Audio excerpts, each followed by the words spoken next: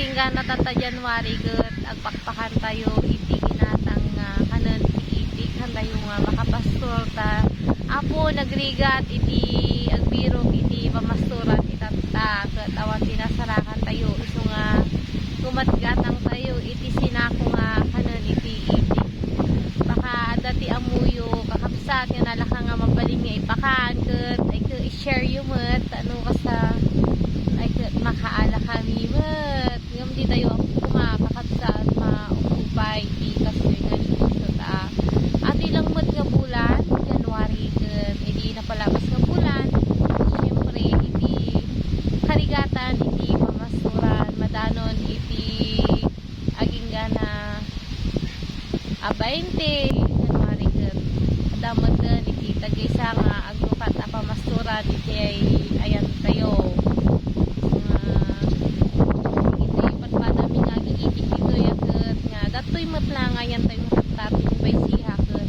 agpapada kani nga dati pakpakan ti tagabasiten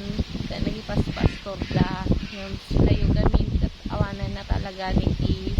makanti iti tayo iti pamasturan nga napanan tayo nga agan anos tayo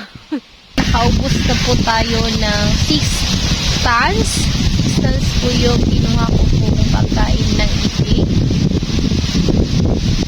buti na lang po yung lagi ko pong kinukuhanan ng pagkain ng alaga natin itik na laklak nung pinontak ko po siya ay meron sa akin at ngayon po ay paubos na rin po yung nakuha natin laklak sa biyaya at grasya ng Panginoon mayroon po kami kinukuhanan ng binhi at sila po yung nag-blower nung binhi na yon tas yung pinag-bloweran nila ng binhi ay iikot nila yun po yung tinatawag na kalog Ilocano so ajay tumawag si nanay doon sa nakuhanan nila ng binhi at nagtanong kung mayroon ba siyang kalog ay di grasya ni Apo Adam at di nalada nga pang 19 na sako so inayon ming ipakpakan ito hindi tarakin tayo tatata agbibirok tayo pa iti magatangan iti irik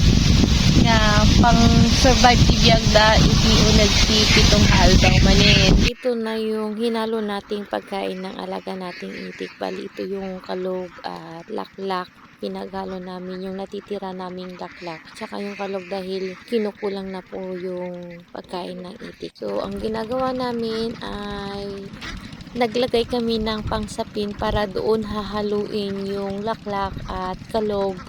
na ipapakain natin sa itik. Pagkatapos nating magpahalo ng pagkain ng alaga nating itik ay nagpakain na rin tayo sa kanila. Bali, kinukulong namin ito pagkatapos nilang kumain ay pinapakawalan naman natin sa tubig para maanod ang kanilang kinain. Bali, ang ginagawa nating pagpapakain dito sa alaga nating itik ay 4 na beses o kaya 3 beses sa isang araw kami nagbibigay ng pagkain.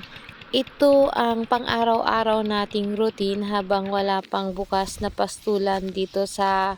ating lokasyon. Ito yung realidad sa buhay ng duck farming kung ito ay iyong papasukin. Sapagkat sa pag-aalaga ng itik ay dapat lagi kang handa sa mga darating na gastusin habang sila ay ating pinapalaki. Dapat bago mo papasukin ang pag-aalaga ng itik ay handa ka na financially sapagkat hindi biro ang pag-aalaga ng itik. Malaking gampanin sa buhay ang pag-aalaga ng itik financially at hindi mabubuhay ang alaga natin kung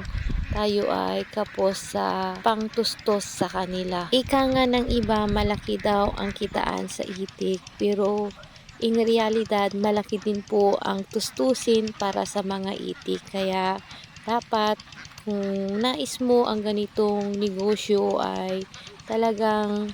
handang-handa kang pasukin ito physically, mentally, at financially dahil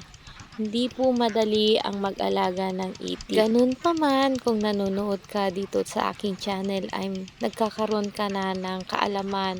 kung papaano mag-alaga ng itik. At salamat sa inyong pagsuporta at panunood. At kung bago ka pa lamang po dito sa aking channel ay inaanyayahan ko po kayo na mag-subscribe para